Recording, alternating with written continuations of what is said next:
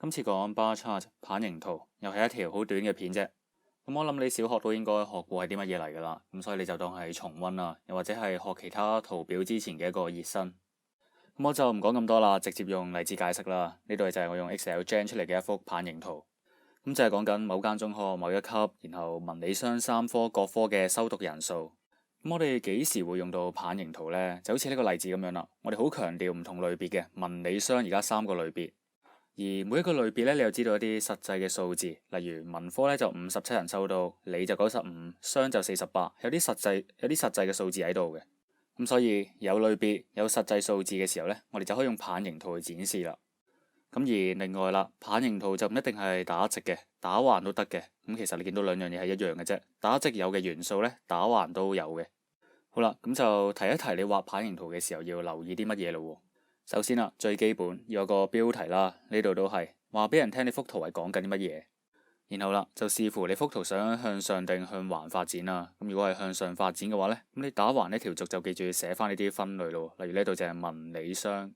然後啦，另一邊嘅軸呢就寫翻啲數字啦。因為如果你冇數字嘅話，你得啲圖嘅高度，人哋唔知道啲實際嘅數字係幾多。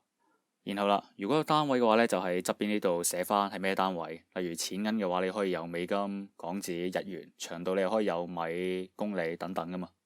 咁就只不過係呢個例子呢，我哋用人數，咁所以就冇單位就唔使寫嘅啫。咁另外啦，你見到我呢度有啲數字喺度啦，57、95、48，呢啲就唔係必須嘅，我寫喺度就只不過係方便我做解釋嘅啫。另外啦，你見到呢3幅圖呢，長度唔同啦，我意思係高度唔同啦。咁但係佢哋嘅闊度呢，呢一段啊，一定要係一樣嘅。咁你就唔好，例如文我就整到咁闊，理我都係整到咁闊，但係商呢我就拉到咁闊，咁樣係唔得嘅。同埋啦，棒形圖呢，除咗每一個類別一條之外呢，你都可以多個玩法嘅。就好似呢一幅圖咁樣，喺文理商3個類別呢，每一個類別再拆分為男女2條柱。咁其實就同上面呢2幅係分別不大啫，只不過係將每一條柱都拆分為2條咁樣睇。咁你下面就加翻個 legend。話翻俾人聽，邊一條顏色係代表邊一個類別。咁而呢啲嘅棒形圖呢，亦唔一定淨係得兩條柱嘅，你可以有3個類別、4個類別、5個類別，咁有3條、4條、5條柱咯。總之你下面個 legend 個圖例清晰就得噶啦。而呢類嘅棒形圖我哋就叫做 compound bar chart 複合棒形圖。咁複合棒形圖呢，就唔係得一種玩法噶。例如呢一度呢，就係另一種複合棒形圖嘅玩法啦。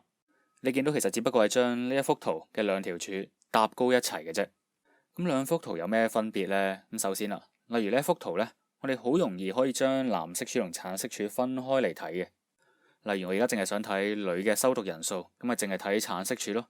喺呢幅圖呢，我哋好容易睇到商呢係零零舍舍凹咗落嚟嘅。咁但係例如望呢幅圖啦，都係睇翻女嘅修讀人數，因為你見到呢3幅橙色嘅圖呢，佢哋嘅起點唔同啊，一個係呢個高度，一個係呢個高度，另一個就係呢一個。我哋驟眼望呢，好難比較到佢哋嘅相對高度。所以如果你好強調每一個細項都有得比較嘅話呢，咁就用呢一款嘅複合棒形圖。咁但係呢一款又有啲咩好處呢？唔會無啦啦冇好處都整出嚟噶嘛。咁就2點啦。首先呢，喺呢幅圖入面，我哋好容易睇到每一個類別加埋之後嘅總數。例如讀文呢一度啦，18加39 57啊嘛。雖然呢度冇寫57啦，咁但係我哋望翻左邊呢個數字呢個 axis 都好容易睇到係50同60之間。但係左邊就唔同喎，因為2條柱分開咁睇啊，我哋驟眼望咧睇唔到佢哋嘅總數。所以第一個好處咧就係我哋喺每一個大類別入面好容易睇到個總數。第二個好處咧就係喺呢一幅圖入面，我哋好容易睇到每一個分類佔總數嘅比例。例如啦，又係睇讀文嘅呢條柱啦，我哋都幾容易睇到咧，藍色嘅部分就係大約成個部分嘅1/3左右啦。